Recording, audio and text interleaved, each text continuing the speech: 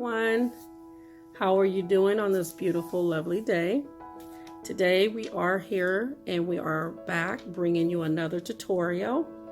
And today's tutorial will be a little bit different because it is a DIY, but we have a lot of people asking about the big crushed glass.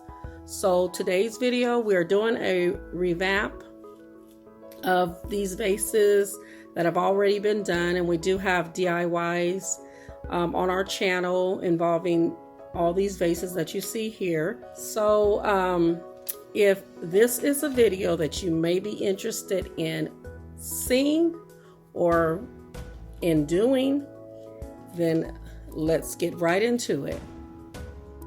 Okay, there's been questions also that they wanted to ask. They've asked questions like,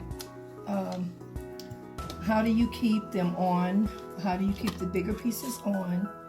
Now, I showed you in one of the videos on how you use the smaller crushed glass, and you put it on your vase. This is done with the smaller crushed glass, this here and this also.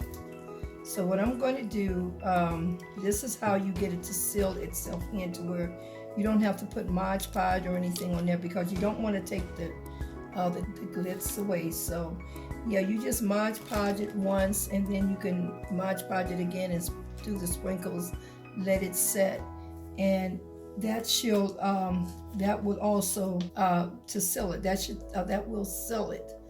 But in order to get a more secure look, your crushed glass, when you come in with your bigger pieces, that seals it in. For some reason, it seals it because when you're using your hot glue gun, you're literally gluing it in bigger pieces, and that's also sealing your smaller pieces in as well. No need to do anything else to it, like for instance, you don't have to do any of your sealing it, by trying to spray anything over it.